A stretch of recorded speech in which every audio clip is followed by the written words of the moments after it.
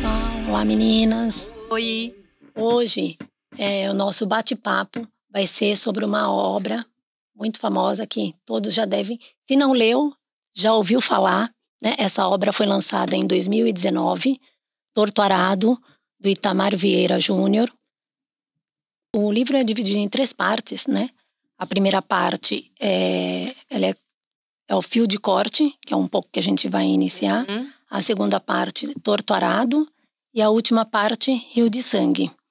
Logo nessa primeira parte, começa com a abertura das personagens principais, né? Que é a Bibiana e a Belonísia. E aí elas pequenas. E aí acontece uma situação ali. Não, acontece o acidente. Acontece o acidente. Um acidente e que, no primeiro assim, capítulo a gente já fica assim. Eu acho que me impactou. Eu fiquei bem mexida, bem aflita, porque as meninas ficam curiosas com uma maleta da avó que está embaixo da cama, né? E aí elas, o que será que tem nessa mala? O que tem nessa mala da avó? E quando elas vão mexer, elas descobrem uma faca e toda reluzente, com um cabo de marfim. E elas vão lá tocar e depois pôr na boca, e aí uma se fere, aí outra se fere, e uma delas perde a língua. Exato. E aí eu achei, nossa, foi muito assim, sabe, de você fechar o livro, ficar, parece que eu tinha perdido a língua, assim, foi muito aflitivo esse começo. Esse assim. começo, pra mim, você começa a ler o livro e ela começa a falar, com 7 anos, então parece assim, era uma vez. Fala, nossa, vai demorar para entrar, eu não estava preparada para aquilo. Aí, de repente, acontece uma mistureba de cena ali, do tipo, uma pega a faca, coloca na boca, a outra vai, eu quero ver e tira. E aí fala que corta, que uma língua sai na mão.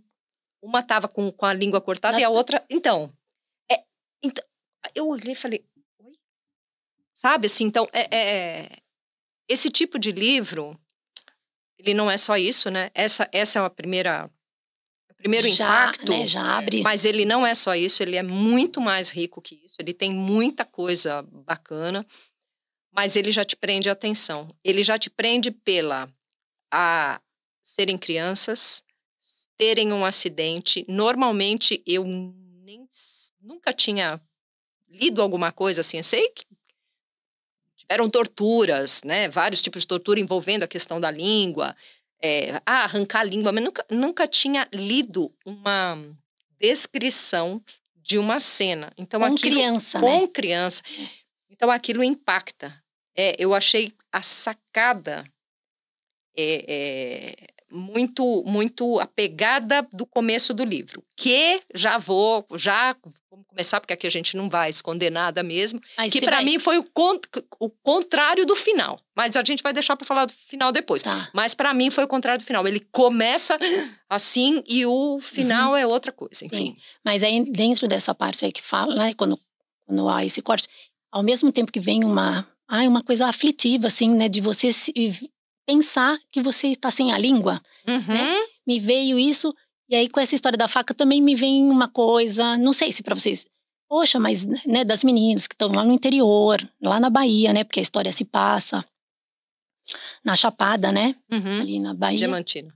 E eu falei, nossa, mas nunca vi uma faca e não sabe dos perigos. Veio para vocês isso? Vocês tiveram essa contradição, assim, de, tudo bem, é uma literatura, é um romance, tudo, mas... Porque eu fiquei me questionando, nossa, por que uma faca, um objeto tão, que ao meu ver, tão corriqueiro, porque todos veem faca, porque tudo você cortar uma cana, você usa, então, facão, vamos lá. você usa. Vamos o que veio? Fazer, não veio para mim isso. Veio, Rose, para você? Não, você não questionou isso? Você foi fluindo e nem parou muito pra... Tá. É que tem um aspecto que elas falam muito, e depois a Donana vai falar isso lá na parte dela, que ela explica, né? A questão da faca, que é outra coisa maravilhosa. Mas, primeiro, a faca reluzia como espelho. Elas não tinham espelho. Sim. Então, elas ficaram encantadas com o reflexo.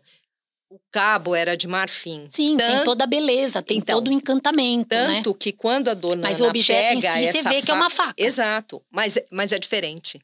Eu acho que o que foi, assim, primeiro que elas eram crianças, eu imagino, do jeito que eles comentam, né? Que eles vão pra mata, às vezes mata fechada, é facão. A cozinha tem aquela faca que deve ter sido da bisavó dela. Sabe aquela coisa velha, feia? Não, e deu pra entender. Não, é tipo né? um tesouro, né? Uma coisa que nós... Uma e assim, joia, né? é uma joia. E tava guardado. Essa avó, né? A dona Ana nunca tinha mostrado pra ninguém. Então foi uma coisa de deslumbramento. Mas era a faca. Que elas, na traquinagem de criança, ficaram atrás pra saber. Ela não cheiro. tá... Tem uma parte que fala, né? Que elas sentiam o cheiro. E tava também, né? Ali tava envolvido, né? Num pano. Num pano com sangue, né? Exato. Também. Então, esses elementos, logo no começo do livro, eles foram muito fortes. Me fala o que você achou, Rose. Me fala como é que foi o teu começo com o livro. Então, primeiro, o que me chamou a atenção, a princípio, foi a grandiosidade do escritor, de trazer coisas tão tristes, coisas tão difíceis de ler, vamos dizer assim, mas uma poesia, de um jeito, a narração, a narrativa dele chamou muita atenção a princípio, porque se fosse um outro jeito de narrar, todo aquele conteúdo, acho que não iria fluir tão bem, ia me impactar mais, assim, ia chegar a ser mais, machucar mesmo. Então, ele falava as coisas pesadas, falava a realidade do que foi, mas de uma narrativa muito envolvente. E poética mesmo, poética, tá certo, né? Porque tem essa mistura, né? E eu gostei muito da representatividade dele com o Nordeste. Ele é nordestino, né? Ele é... Da Bahia, né? Da Bahia. Então, ele representou muito bem. Ele colocou o vocabulário muito bem, assim, as palavras que são bem ditas lá, assim. Que aí para você, em alguma palavra, você ficou pensando ou... Algumas sim, porque eu acho que é mais da região... Lá da Chapada, lá da Bahia, Chapada, né? Mas a maioria eu conhecia assim, e era coisa que só identificava lá mesmo. Então, assim, achei ele... Trazer isso, achei legal da parte dele. E todas essas outras questões culturais mesmo, a questão da escravidão, porque foi logo, se a gente parar para pensar... Esse livro foi logo depois da escravidão. Então, teve a libertação, a liberdade, né, dos escravos. Então, existia que eles estavam livres. Mas será que eles estavam livres mesmo? Então, ele retrata tudo isso de uma forma bem fácil da gente entender que não eram bem libertos, real, assim. Né? Essa é uma das tônicas, né, do livro inteiro. Esse questionamento, né? Dentro dessa poesia, dessa... Sim, ele vai... E eu queria só pegar esse gancho para uma frase que eu anotei, que né, assim, são palavras que combinam como roupas bem escolhidas. Uma leitura muito agradável. Foi isso que eu senti. A combinação das palavras, aquilo que você falou, como ele conta a história... É como um arranjo muito bem montado. Sim. Até o nome dos personagens. Sim. É o Zeca Chapéu, é esse negócio. Lá existe muito, é a fulana do fulano, por exemplo. Ou uma característica do que ele usa, né? O chapéu. Então, gente, ele representou muito bem o Nordeste, assim, a Bahia e tem tanta cultura. Coisa para falar, porque nisso que você está dizendo, primeiro, eles não têm casamento. Não existe casamento, não existe noivado, não existe nem namoro. Existe a filha, então eu sou, sei lá, o Zeca Chapéu Grande, a Ania Belô, e você é o Tobias, né? O Tobias que casa com ela. Que casa com ela. Então, você chega, você tem uma filha disponível porque eu tô precisando de uma mulher em casa? Eu tenho. Ainda bem que ele perguntou para ela, né? Porque ela tem isso, ela ainda fala, eu vou. Mas é isso, não existe. É desprovido de celebração, datas. Parece que é só funcional. As pessoas têm uma função, tanto na roça, porque eles traziam, que aí remete àquilo que você falou da escravidão, porque, eu já te dou casa, comida, e casa sim, né, mais ou menos, não pode, que a gente pode depois construir. pode até falar sobre isso, sim. Né? Detalhar não, mais. É que tem, gente... São muitos aspectos, muitos aspectos. É. Esse livro, ele é muito marcante nesse sentido mesmo. E Eu queria falar uma coisa sobre o começo do livro, sobre o acidente, que eu acho que foi o que mais me impactou. Que uma criança, né, saudável, né, perde a língua. O que ela vai perder? Ela vai perder toda a parte de fala, de comunicação. E elas cresceram, né, e foram se... quem perdeu a língua foi a Belonísia. E a Bibiana... Era a intérprete dela, ficou quase uma relação siamesa, né? Exatamente esse ponto. Criou um vínculo entre as duas e elas começaram a criar sinais, né?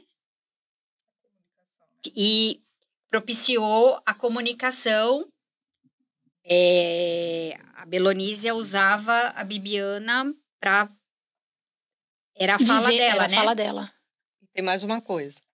Quando é que você descobriu que foi a Belonísia que perdeu a língua? Então, eu tive que retornar. Voltar um pouco a leitura para identificar. Na segunda parte. E você passa a primeira parte inteirinha do livro sem saber qual das duas. Sem saber qual das duas. Ele amarra isso de uma forma... O autor já fez de um jeito, né? Maravilhosa. Porque você... Horas eu tinha certeza que era a Bibiane. Falei, também. Não é a Bibiane. Mas tem uma hora que ela vai na feira, que a mãe manda ela na feira, que é onde ela encontra o Severo.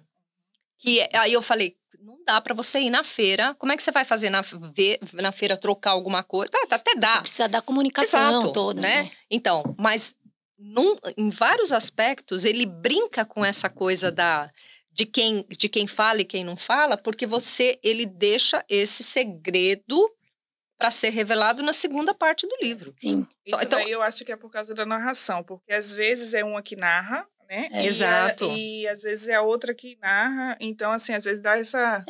Mas é que nesse primeiro ficou muito... Porque depois fica muito marcado, né? O segundo, né, que é o torturado, fica muito marcado que é a Belonísia. Ninguém tem dúvida disso, né? Do primeiro, a gente fica na dúvida. Antes de terminar, a gente consegue saber que é a Bibiana. Eu, pelo menos, consegui saber que era a Bibiana. Por causa dessa coisa da feira, eu tive a impressão que era. Mas eu não tinha, fiquei na dúvida, não tinha... Porque depois aí marcou certeza. Mais. E aí era isso mesmo que a Rose colocou, acho que essa coisa da narração é o que ajuda a marcar, né? E aí um outro ponto disso que você estava falando, porque a gente acabou meio que interrompendo. Você conseguiu terminar? Sim. Tá bom. E aí vai mostrando essa trajetória das duas, né? Porque começa na infância com essa... elo, né? Com esse elo das duas, né? Essa tragédia acaba unindo e se tornando quase elas siamesas, assim, né? Porque uma codependente da outra, lógico que a Belonísia mais, né? Porque ela que não conseguia se comunicar ali, foi encontrando forma junto com a irmã. E aí toda a passagem depois é já de uma... A gente vê essas personagens crescendo, né? Sim. Porque elas passam por o processo de maturidade ali da adolescência, que é onde aparece o Severo que você traz um pouco desse aspecto, né? Isso também fica claro quando a própria... Tanto a Bibiana, quando ela se deita com o Severo, né? Porque aí me lembrou, sabe uma coisa? Que você falou sobre a Verity, que você falou que as cenas de sexo deles que tinha lá. Eram muito fortes, né? Eram muito explícitas. E ele fala, muitas vezes ele narra uma cena de sexo que você olha assim e fala, ele tá falando disso. Você não consegue, não é explícito, tanto que sim, é já de uma forma sutil, né? Muito sutil. Que você não tem os elementos sexuais, mas você tem os elementos nesse livro da natureza.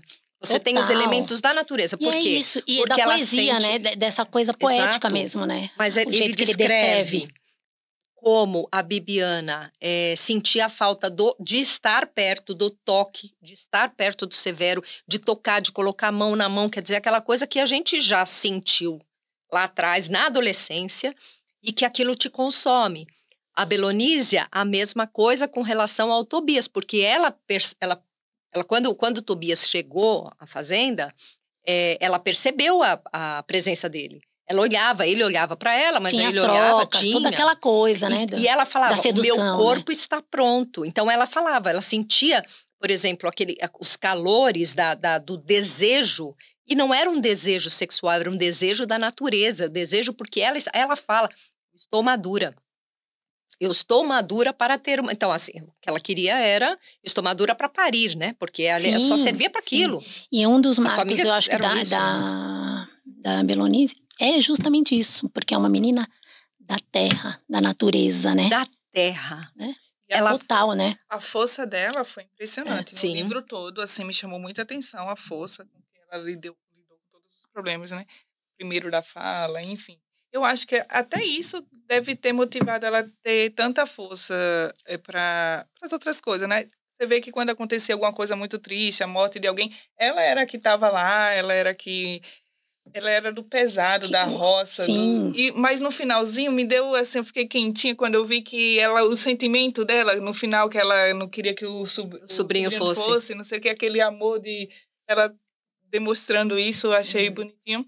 Mas a força dela com o marido, com o Tobias, para pôr limites. Sim. Né? Nossa. Eu achei que é um ponto também muito importante de falar, porque ela não é porque ela não falava, não é porque ela pôs limite naquela situação, sofreu, porque igual você falou das partes quentes do livro e tudo, uma característica desse que eles não falam, eu acho que até para representar o que era, porque não era isso não bonitinho. Não.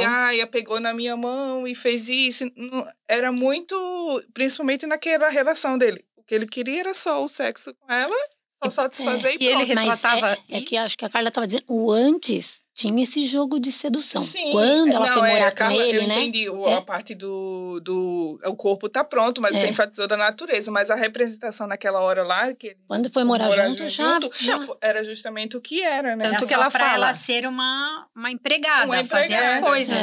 Mas esse era o conceito. E ele, quando eles se deitam, né? Quando eles têm relação, ela fala assim, ele levantou minha saia. É isso. Então, assim, é um simples... Parece assim, eu tô com sede, vou beber água, pronto. É isso. Então, é isso. Agora, eu não sei se vocês ficaram com isso, mas tem uma cena que é forte com o marido da Maria... Cabocla. Maria Cabocla. Que é amiga dela. Então. No sentido da força dela, que eu ia falar da Belonísia, né, que a gente tá falando. No casamento dela e no da vizinha, né? No da amiga lá. Então. Ela pôs limite até nele também. E assim, essa hora é uma hora que você fala, né? Que delícia, assim. Você fala, ela coloca a faca assim nele que vai. Porém, o que me chamou a atenção, que pode ser que seja um olhar meu, do mesmo jeito que você teve o olhar de falar, nossa, mas a faca, elas conheciam a faca, tudo. Mas eu senti que teve, por parte dela, pintou um clima com a Maria Cabocla quando ela vai pentear o cabelo. E não é uma questão, talvez pudesse até chegar numa relação homoafetiva, não é isso. Mas ela sente o carinho. Ela sente o coração quente quando a Maria Cabocla penteia o cabelo dela. Faz uma trança. Né? Faz uma trança. Então ela sente o toque, ela fala muito do toque. Mas eu acho que é a ausência, né? Ela não tem. Isso que eu ia falar. Eu até acho. Porque também ela estava sem a irmã, que foi uma ruptura importante da passagem do livro, quando a irmã decide ir embora com o Severo e ela fica sem o espelho dela. Mas é físico. Com ela, com a Maria Cabocla, é físico. Eu, pelo menos, assim, como eu falei, eu senti isso. Várias coisas. Não, mas ele não faz. Porque não é o caso. Porque não é o caso, entendeu? Assim, primeiro que, se a gente for pensar,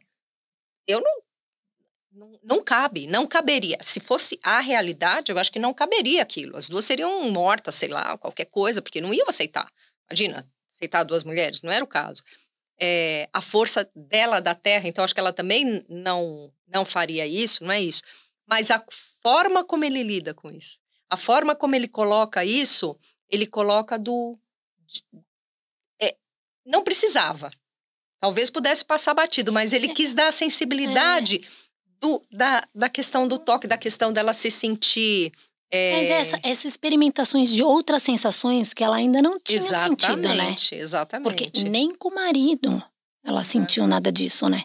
Não, até porque ela chega... Primeira coisa, gente, assim, o que me deu aflição? A hora que ela chega no casebre desse homem. Gente, me deu uma aflição. Nessa hora eu me senti... É um deprê, né? Não é? Porque você fala, pô, o cara... Meu Deus, a pessoa vai... Com um monte de coisa. Lixo, né? Que quando ela narra que ela achou a faca, ela não sabia se ia sair uma cobra, se ia sair... A gente brinca, né? Fala, não sei, isso aqui vai sair cobra, lagarto, escorpião. Na verdade, ela pensou aquilo, porque ela estava numa trouxa, jogada num lugar e ainda estava com a mancha de sangue, né? Então, quer dizer, devia estar com mosca. Você só de imaginar o cenário, né? Daquilo, né? Eu falei, meu Deus do céu. Voando, né? Mas até isso, né, do autor, né? Quantas sensações que faz a gente estar mesmo na história, sentir todas as condições humanas e todas as reações e sentimentos. A gente sabe o que é isso, porque todo mundo já viveu muitas coisas, né, com relação a esses sentimentos, né, todos que vão aparecendo durante toda a...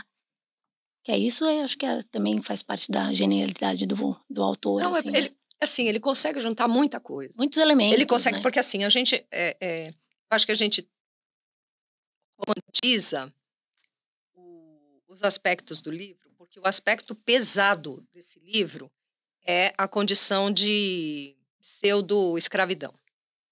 Que as pessoas que estavam ali. Então, assim, isso assim, você trabalha na terra, você vai plantar para mim, eu vou passar e vou pegar. E uma dos momentos de revolta foi quando ele passa e pega a batata doce que eles trocaram na feira, que não era nem eles tinham que dar uma parte, né? Tinha que dar, então, assim, você sente aquela revolta. Nossa, aquilo. Por outro lado, você tem a figura do Zeca Chapéu Grande, que era submisso. Não submisso no sentido ruim da palavra. Era gratidão, na verdade. Mas aí é fácil até da gente entender, porque assim, você não tem nada, de certa forma, né? Você saiu, a sua família, o pessoal saiu da escravidão, com nada.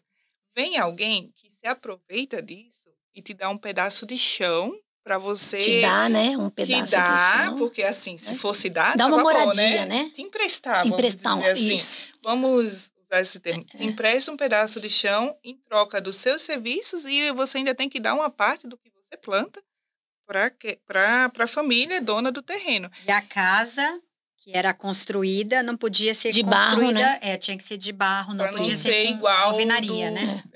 Então, porque tem a ver com fixação, né? Casa de barro, vai chovendo, tem uma hora que ela vai se perdendo, para não ter mesmo. Até a dependência, porque vai se desfazendo, então eles vão ter que trabalhar mais para construir outra e assim. E ao mesmo tempo nunca vai ser seu, né? Porque aquilo nunca é seu. Então, a gente consegue ver agora, olhando assim de cima, que fala, nossa, era uma submissão. Só que ele podia ver como gratidão, e é o que eles viam. No caso desse personagem, acho que via muito com gratidão, porque ele ganhou, mesmo que seja um empréstimo, um pedaço de terra para descansar. Aí o que acontece? O ruim da história é que os fazendeiros se aproveitavam disso, além de tudo, não pagavam nada para eles. E eles, vocês perceberam que o mundo era ali para eles? Eles não tinham informações, ou não tinha... Aí quando precisou vem sair, isso, né? Quando uma pessoa sai, isso é um ponto também que ele fala, que são essas pessoas que saem do sertão, daquela... E os jovens também isso marca, né? Porque quando a Bibiana, junto com o Severo sai daquele, né? E ele já estava, antes de sair, ele já estava com questionamentos e um grupinho, né? Pensando sobre isso. Por quê, né? Então, quando você sai, você já mundo consegue se abre, né? enxergar de outra forma. Então, assim, por isso que teve esse problema. Porque quando ele vem com essa novidade, como se querendo abrir os olhos, porque na verdade é querendo abrir os olhos deles, de todos que estavam ali. Com relação aos direitos, né? Isso. E alguns ainda não estavam, porque eles vinham com aquele sentimento de escravidão eles estavam livres no sentido, mas estavam dependendo daquilo. Então, ficou esse impasse aí para ser resolvido.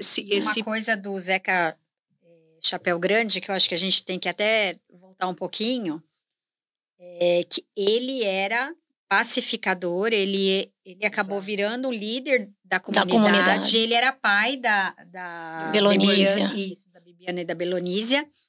E ele era o curador da comunidade. Ele que medicava as pessoas. Ele curava a alma e o corpo das pessoas ali daquela região. Ele era uma pessoa... referência ali, né? De importância. Que... Respeitado, né? Respeitado, e ele era a pessoa que fazia a interface com o fazendeiro, né? O problema é que ele fazia a mediação, né? É verdade. Com o capataz, né? Isso.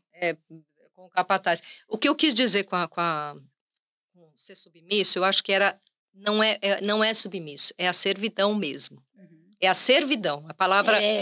Isso tem uma... É a servidão. É isso mesmo. Ele, assim, porque ele entendia que aquilo, ele saiu de um lugar, ele foi para lá, deixaram ele trabalhar, que até ele tem o papel, que esse papel é o que vai ter a reviravolta, que aí você percebe que, assim, a Bibiana não morreu por puro... A Bibiana não morreu por puro... foi o universo fazendo alguma coisa e tirando, porque era para ela estar ali quando o Severo morreu, né? Sim. Quando ele foi, porque ele tomou 5 tiros na cara, entendeu? Óbvio que ela ia estar lá, que podia estar na estrada, os dois podiam ser pegos, tudo, mas a questão essa questão da servidão dele fica muito clara quando o capataz passa para pegar a batata e que os filhos olham para ele e ele, ok, sabe assim, não, tudo bem, ele entrega, não demonstra no livro em nenhum momento que ele se revolta. Ele aceita o destino dele. Como uma geração mais antiga, ele aceita coisa que os filhos não aceitam, né? Que já está essa vivência, elas falam muito sobre a questão... nesse ponto começa a falar da escravidão, que não é escravidão, quer dizer que não é. Você saiu da escravidão... Mas é uma escravidão. É lógico. Né? Só vai mudando, então, foi mudando os nomes, né? Esse ponto, por mais que é um ponto forte, ele fala sobre isso, ele descreve sobre isso, mas tem tantos aspectos para a gente falar, tem tantas coisas para a gente comentar. Claro. E eu acho que o problema ficou maior foi quando teve a venda, né? Sim. Porque aí foi quando foi entendido mesmo que... Não era nada deles. Não era nada deles. Porque até então tava sendo útil porque eles estavam conseguindo, mesmo que seja naquela... Tava conseguindo muito plantar, sofrido, colher, morar. Mas eles estavam conseguindo alimentação, conseguindo ter uma casinha de barro, por mais simples que sejam, enfim. Quando teve agora vamos vender, foi que realmente bateu o sentimento neles. Temos nada. A gente vai para onde? Se o outro dono, que é o que aconteceu depois, né? Que ele vendeu mesmo a terra. Se eles não quiserem a gente aqui, o que vai acontecer? Aí foi a chave, foi aí que virou. E eu até achei muito forte esse pedaço aqui, que fala justamente da hora que eles querem vender, né? Ele fala assim, foi com as casas de barro... Rose, fala pra câmera. Vira pra cá. Foi com as casas de barro e nosso corpo como mobília que venderam a terra um casal com 2 filhos. Ou seja, eles reconheciam ali que vendeu, o outro estava sendo comprar, o que ia comprar com as casas e como mobília, eles... Então, as pessoas, né? As pessoas. Eles estavam narrando isso. E eles iam ganhar de mobília nós. Exato. Então, quem fizesse a compra já ia ganhar eles como mobília. Como objeto mesmo. Então, assim, ali foi uma parte que eu disse, caramba. Ali eles se tocaram também que eles estavam sendo escravizados. De certa forma. É muito... E aí isso faz, né, a gente vê, há quantos anos, né, a abolição foi em 1888, e quanto isso Perpetua. E, na verdade, a gente está falando aqui, e até hoje, Exato. se a gente for para o interior da Bahia, a gente vai encontrar coisas muito parecidas, né? Porque o Brasil é muito grande, então, principalmente na região Nordeste e também região Norte, né? A gente vai encontrar as mesmas situações. Aqui em São Paulo, quando a gente escuta esses noticiários de bolivianos que vêm e que estão presos, né? Para costurar, para isso, para aquilo, não... Também é muito parecido, exato, né? Mas isso, uma coisa que é a escravidão contemporânea, sabe assim? Exato, mas essa escravidão contemporânea, ela mexe com aspectos que fazem com que a pessoa sonhe. Para os personagens, a questão era a terra. É você ter a terra, você vive da terra, então você precisa de um pedaço de terra, você precisa de um pedaço de chão, né? E precisaria ser a terra deles. E precisa ser a terra deles, mas... Eu vi há alguns anos atrás um caso de meninos que querem ser jogadores de futebol, que eles saíam também do interior do Brasil afora. Um sonho, né? Com um sonho, vinham para um clube, às vezes, não nem de capitais, mas de interior, e eles ficavam numa situação assim... subhumana também, sabe? Assim, uma situação. Por quê? Porque você mexe com um sonho. Ninguém faz nada, ninguém se deixa ficar numa situação dessa se você não tiver uma grande vontade de conseguir aquilo. E tem uma parte que eu até comentei com vocês, que me chamou muita atenção, foi quando a Belô fala sobre a terra, sobre ela ter essa coisa com a terra, dela colocar essa conexão, dela colocar o ouvido para escutar o que acontece assim. Eu nasci e me criei em São Paulo. Em 2016, eu fui morar em Brasília. Voltei o ano passado. E tem uma coisa tão forte que ficou em mim, essa coisa de sentir, assim, bateu em mim tão forte quando ela fala da terra, porque eu morava... A primeira casa que eu morei era uma casa grande, tinha 800 metros quadrados, que é onde era a minha fábrica, né? A fábrica de móveis. Ela começou ali. E tinha um terreno gigante. E esse terreno, muitas vezes, ficava assim... A terra de Brasília não é uma terra boa. Tá? O clima, né, que é o cerrado, né? Não é uma coisa que você consegue plantar. Não é como água negra, né, que você planta e as coisas não. Então, depende, porque é muito seco, é aquela terra vermelha, tudo. Só que cresce mato. E ficava assim no fundo do terreno vários domingos. Eu trabalhava, né, todos os dias, e domingo era o dia de folga, que não vinha ninguém trabalhar também. Eu pegava a enxada e ia lá. Porque eu queria, aquilo era uma força para mim. Eu sentia a força de mexer com a terra. Eu gostava de ter assim... Aí eu passei a entender que o chão, a terra, não é o chão asfalto, o chão terra... Era uma coisa muito forte para mim. São Paulo, eu saí daqui, porque eu fiquei... Acho que foi um mini burnout que eu tive. Mas, assim, trânsito, buzina, fica parada, muita gente. Eu falei, meu Deus do céu, quando eu cheguei em Brasília, já gostava, mas é amplo. Você tem verde, você olha, aquilo é lindo. Mas não era só isso, é a terra. Aí eu comecei a falar, eu preciso de um pedaço de grama. Eu queria morar... Uma horta? Oi? Você fez uma horta? Fiz uma horta, eu plantei batata doce, arrumei o cantinho, colocava lá umas madeirinhas. Sabe quando você faz, assim, aquela hortinha que a Belô fez? Sim. Eu senti isso. Ela faz, né? Até ela pra faz. gente mergulhar nesse... Então, ela faz isso. E ela fala dessa coisa da terra. E aí eu comecei a entender, porque eles falam muito o seguinte, chega uma hora no livro que ela fala que na cidade você tem que ter dinheiro para tudo.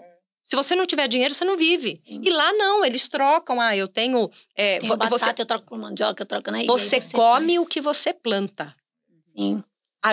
E aí vem essa coisa forte para mim, que é o seguinte, aqui no Sul, quem nasceu aqui, a gente não tem isso. Quando eu fui para lá, assim, eu falava, nossa, mangueiras que tinham na rua, né? Manga, jaca, limão, goiaba. E eu falava assim, nossa, mas pode pegar? Porque aqui tudo é proibido, aqui você não pode pisar na grama. Você vai num lugar, você não pode pisar. Tudo você paga. E as crianças, Exato. então, nem se falam. E eles falam isso, eles falam isso no livro, que assim, como é que é você viver na cidade? Que você tem que, tudo você tem que pagar. Então, para eles é uma coisa, é muito forte e bateu para mim, apesar de eu nunca ter morado, só tive essa experiência, mas essa coisa de sentir a natureza, sabe? Você querer sentir a terra, você querer ter o contato com a terra. E outra coisa, só para terminar. Eu ia puxar uma coisa. Não, então, e outra coisa para terminar. O que também me horroriza aqui? Porque você mora em cima das outras pessoas. Você bota todo mundo caixinha em cima das outras pessoas. Então, se você quiser ver o céu, você sai na janela. Não, mas você só vê 180 graus. Quando você mora numa casa, você sai, você tem 360 graus para você olhar. Você olha o céu como completo. E eu comecei a sentir gratidão por ter essas coisas. Quando eu li esse pedaço que fala da Belonísia, eu falei assim... Senti essa força, sabe? Então, assim, aqueceu meu coração. Só um contraponto. Aí tem isso, com certeza, né? Dessas comparações, né? Porque não dá para comparar. Todos os lugares têm os ganhos e as perdas, né? Em contrapartida, aí tem. Isso é uma coisa, né? Da Belonísia ali, da terra. Mas tem da Bibiana, porque ela tinha atos políticos, né? E ali de uma percepção, né? Do quanto que eles estavam sendo... escravizados, em servidão, não era só o pai, eram todos ali. Mas tem uma coisa que você tem que falar antes, né? Que a Belonísia, ela ficou na cidade, na roça. Na roça, lá na né? Água Negra, né? Em Água Negra. E a Bibiana, ela foi embora com o primo, né? Que era o Severo, que eles se juntaram, formaram a família. E ela foi estudar. É isso que eu ia puxar. Era isso que eu ia engatar. Porque ela foi com um propósito. Na verdade, ela já queria, ela já tinha esses projetos políticos e foi se fortalecendo com o Severo. E aí, o motivo de saída dela, daquele lugar, né, era já querendo ser professora, estudar. Ela saiu com objetivos. Foi muito duro a vida dela, que é isso. Viu as durezas da cidade, né, e a persistência, e conseguiu se formar. E conseguiu trabalhar como professora, né? E aí, como ela queria. Como ela queria. Então, também essa busca, né? Tem a coisa da natureza, mas também essa busca quando você vai para um outro lugar, né? De cada... Seguir, exato. Seguir, É isso que eu ia falar na hora que ela estava falando. Eu estava lembrando justamente disso, como, voltando para o Itamar Ferreira Júnior, foi genial isso também. Ele pegou as duas vertentes. Ele pegou as duas irmãs, nascidas do mesmo pai, da mesma mãe, e com características diferentes, por mais que elas eram unidas, uma dependia da outra, tudo. E até às vezes parece até coisas contraditórias. Isso, que já é intencional. Que são os contrapontos. Só que ele deixou... enalteceu as duas. Tipo, tanto é importante a parte da menina que quis estudar, que teve toda... voltou com aquela força, com aquele conhecimento todo, quanto a que ficou, porque ela ajudou ela estava ali nos momentos difíceis. Ela gostava, ela pegava no pesado. Aquela narração dela, pegando no pesado tudo. Então, assim, ele foi genial, porque ele colocou os dois lados. Não falou assim, aqui foi... Não é igual, né? Não teve... sim, são diferentes, características diferentes, mas que cada um tem o seu valores, peso. Não colocou, tipo, aqui estudou... é melhor. E a outra que ficou... Não, foi tudo igual e cada um teve seus pontos. Agora, eu quero chamar uma atenção para uma outra personagem para mim que foi fantástica, que foi a Dona Ana, que foi a avó delas. Depois na parte da Belonísia, no Rio de Sangue, que você vai entender mais a história, né? Que você vai desvendar a questão da faca, tudo. Que já é indo, né? Pro final. Pro final. Mas antes da questão da faca em si, a Dona Ana, ele não fala isso de outras personagens, mas ele fala que ela teve 3 casamentos, ela ficou 2 vezes viúva. Então, assim, eu falei assim, isso já é uma coisa forte, sabe? Já senti isso uma coisa forte. Porque, normalmente, a mulher é sempre Ela já mal casa, assim, né? Não, tá ela com o mal filho, ca- que é É. o Zé do Chapéu. É. E ela perde esse marido, né? Ela Tá perde logo. ela perde esse marido. E, normalmente, o que acontecia é que a mulher ficava voltada para casa, para os filhos. Ela não, ela casou de novo, né? Então, ela foi, casou de novo, tudo aí. isso O marido, ok, beleza. morre de novo, tá bom. E a força, o que eu quero, antes de dar a tacada final aqui... O que eu só quero engatar quando você fala da força da dona Ana, a força das personagens femininas. Não, mas isso que eu ia falar, né? é isso que eu ia falar, exatamente isso. Como ele coloca a força de uma mulher, de uma referência, que a Belonísia se vê na avó, porque ela vê que a história é parecida, tem algumas coisas parecidas, e a força que ele dá à mulher. Por que ele dá essa força? Porque ela mata o terceiro marido. Tá? E não é assim, ela é forte porque ela mata. Não, é porque ela mata o terceiro marido. Porque ela pega o marido com a filha, né? E assim, a sutileza de como ele fala, que quando ela entrou, o marido estava montado na filha. A filha estava embaixo. Ela não precisa descrever. Eu acho que assim, a questão da poesia não precisa detalhar, não precisa falar, não precisa esmiuçar. A gente, assim, a nossa cultura é muito mais rica do que os atos explícitos. Porque esse ato explícito você... O poder da palavra. Exato. A palavra tem, né? Exato. E então, assim, aí ela, enfim, com toda a ira, com toda aquela coisa que deixa ela louca, né? Que ela fala que ela fica louca, ela vai e mata o marido no rio. E ninguém nem ficou sabendo, né? Enfim. E por isso que ela tem o problema com a filha que ela chama, né? Ela chama a filha. E pelo que dá a entender... que eu tive que ler também. Isso que a Anne falou, é legal. Porque tem horas que você tem que ler, você tem que voltar. Né, pra ver quem você tem que retomar, porque você tem que falar, peraí. O que deu a entender é que era com o aval da filha. Tinha o consentimento da filha. Então, a filha estava vivendo o romance com o marido dela. E lógico, o que ela fez? Né? A força. Porque a gente cansa de ver isso acontecer e, às vezes, a mãe coloca a culpa na filha.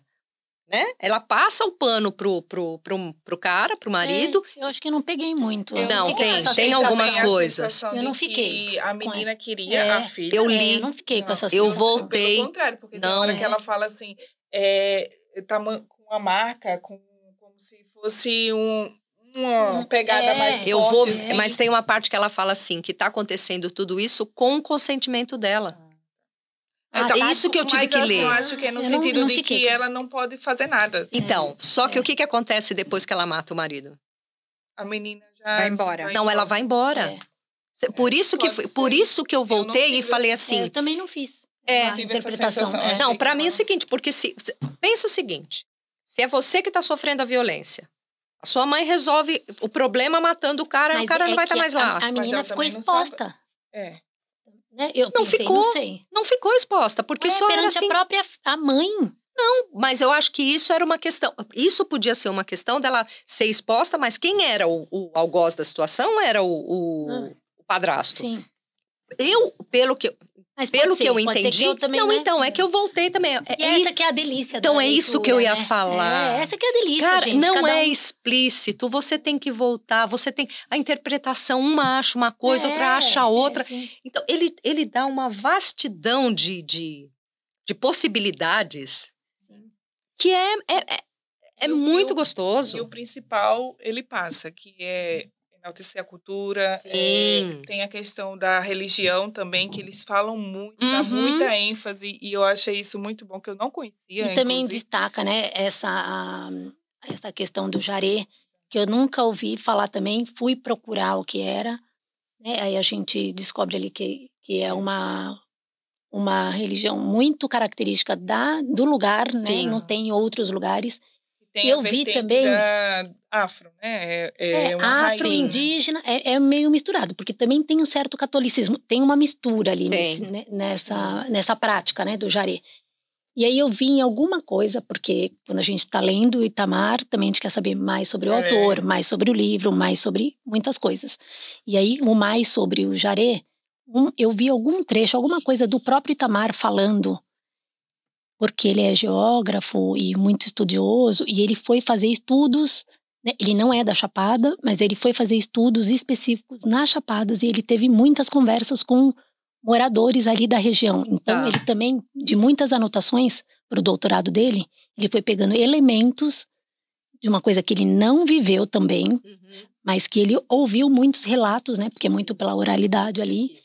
E aí, nessa pesquisa do Jaré, ele falou que ele encontrou 2 teses só. E ele não conseguiu achar mais nada. E aí, porque assim, você vai passando de cultura. A partir do momento que, né, os idosos ali da região vão... Até no livro mesmo vai falando, né? Relata um Depois pouco que isso, o né? Zeca Chapéu morreu, começou a ficar bem... Chegou até os evangélicos, né, lá querendo... Falando da religião, que é a mulher querendo... do dono da fazenda lá. Então, eu acho que ele quis retratar bem isso do que ele, dessas sensações mesmo. Não tem mais material para isso. Vai perdendo e vai chegando outra religião que vai falando e alguns vão aceitando, outros não. Mas enquanto tiver alguém que consiga manter, né, a cultura. Sim, é isso. E a gente já está indo para o final. Um outro aspecto é o seguinte, como você falou, são três partes, né? A primeira parte contada pela Bibiana, a segunda parte contada pela Belonísia e a terceira parte contada pela Encantada. Sim. Essa parte é a mais confusa, né? Porque é uma que você não sabe quando é ela que está falando, quando ela... E são palavras engraçadas, expressões, né? Que ela fala que ela monta na miúda, Sim. que é a que recebe, né? E essa parte, para mim, foi a que foi mais complicada da gente entender, porque E deixa até... O relato que eu vi do Itamar, acho que era focado nessa questão também das Encantadas e dessa específica, que fala no final, que ele não achou material e ficou só pela oralidade. Ele não conseguiu... Acho que era isso, porque agora você está me falando, eu tô lembrando. Santa Bárbara, era Santa Bárbara das Águas, Santa Bárbara alguma... Enfim, eu lembro que é alguma coisa assim, que é o nome da Encantada. Né? Não sei se era Santa Bárbara. Eu também não lembro o nome da santa, mas é ele que faz... a mas última essa Encantada... foi para falar mesmo da cultura deles. Exato. Como é que era. Igual tem uma hora que ela fala assim, eu ganhei vida no corpo da Belonísia, da não sei quem. Então, assim... mostrar aquela cultura mesmo, né? Ela e Santa Rita Pescadeira, gente. Não era Bárbara isso, e não é água, tá tudo a ver. Santa Rita... Que bom que você pegou rápido, que já tava me dando aflição, porque, gente, não, eu também. Bárbara é conhecida. Então, mas Santa Rita também, né? Muito mais. Mas pescadeira. Mas é a pescadeira. Então, e aí é onde ela conta a história da Donana, da faca. Onde ela vai mostrando como é que foi lá a passagem, tudo. Onde ela fala da questão da morte do Salomão, é Salomão, né, o nome dele? Então, da morte do Salomão, que é o fazendeiro, né? O novo comprador, proprietário. Proprietário. Então, aí eu vou deixar essa parte você falar, porque você estudou bem essa parte. Essa parte eu tive que voltar. Isso que eu queria que você falasse. E ler de novo, porque ele faleceu, e aí a gente fica em dúvida como foi, Como assim? Porque nessa parte que a Encantada fala, né, nesses capítulos, ela fala que ela se apossa, primeiro ela se apossou da Bibiana. Então, a Bibiana, à noite, ela saía de casa, pegava uma enxada e cavava uma cova, né? Bibiana era a mulher do Severo que foi assassinado. Que provavelmente foi amando desse Salomão, né? E aí, num determinado momento, ele morre. Então, eu achei que era a Bibiana, que era a esposa, né, do Severo.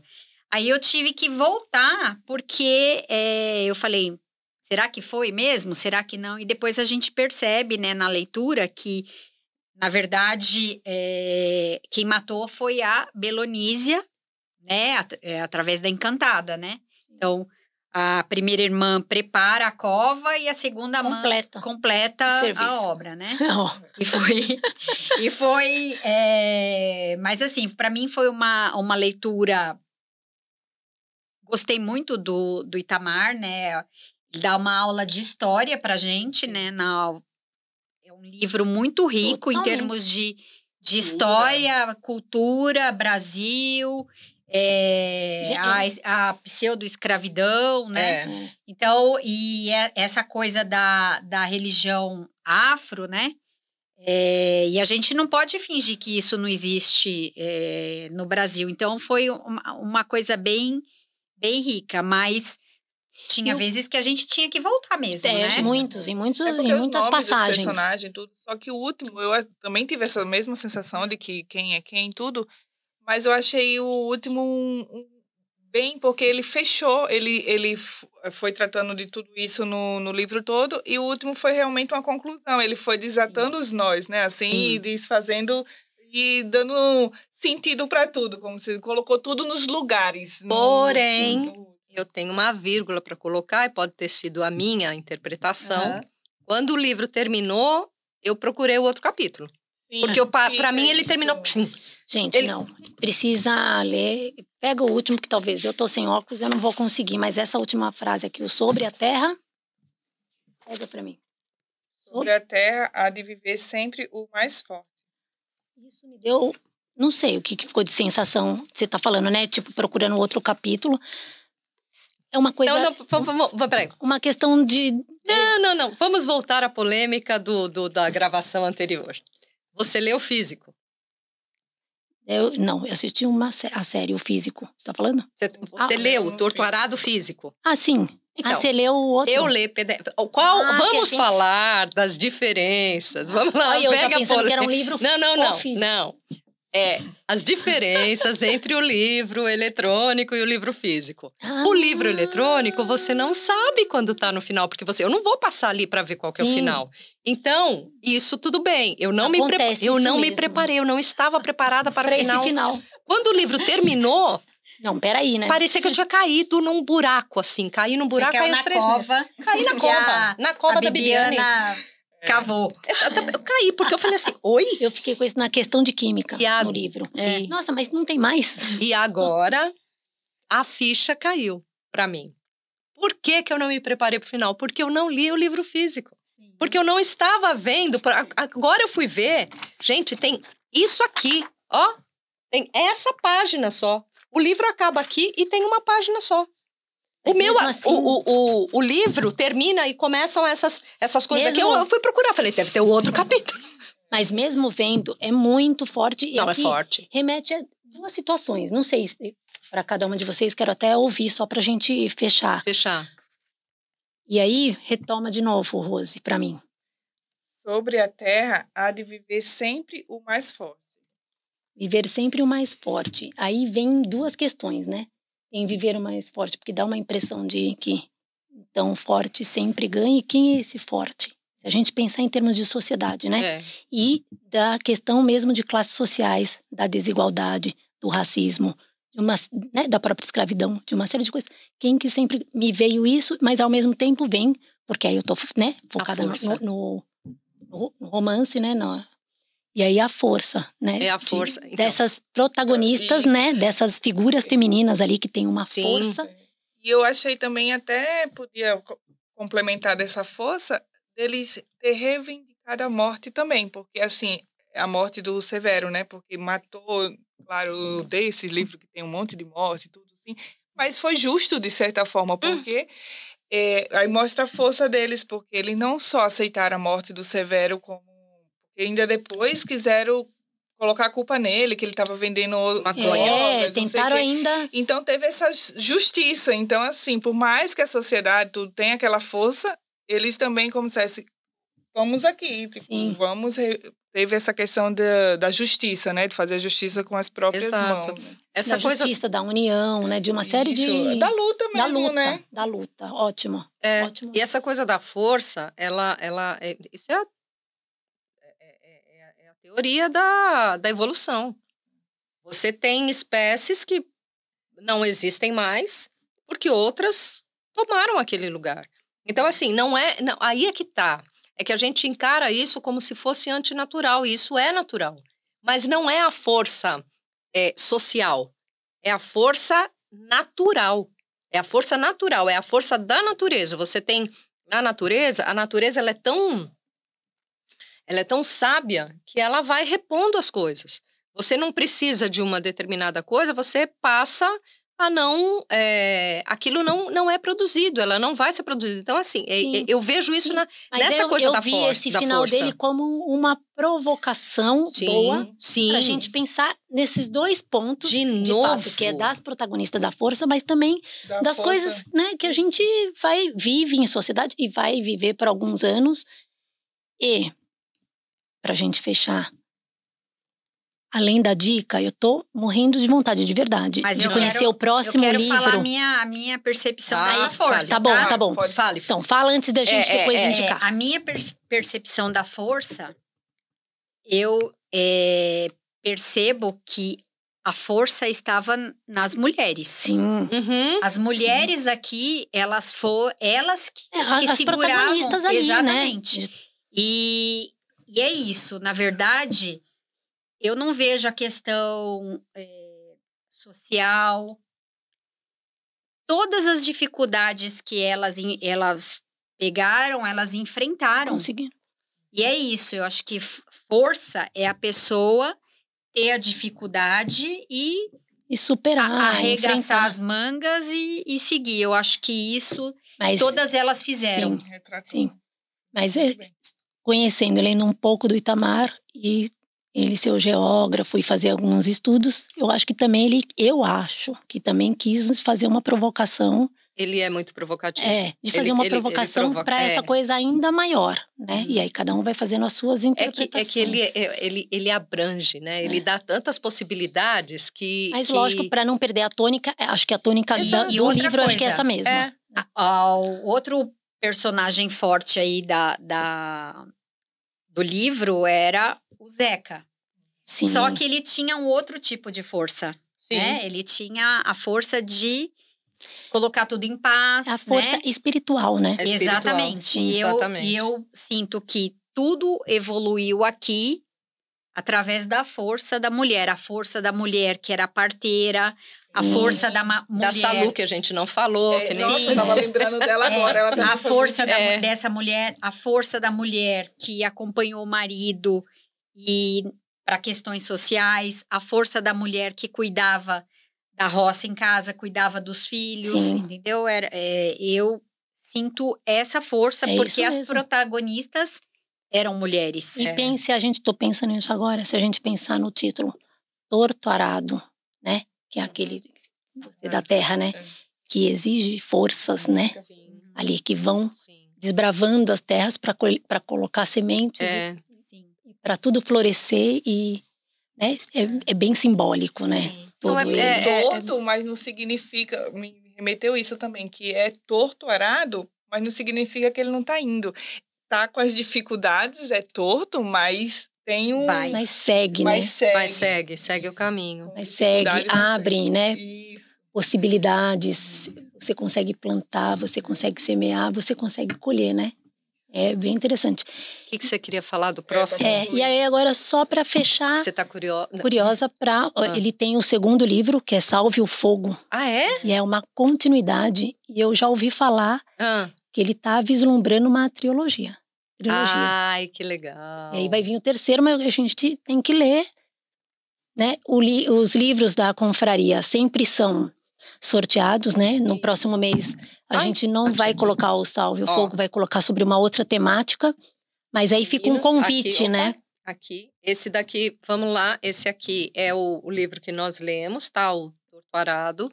A gente sempre sorteia entre nós, somos em 12 na confraria.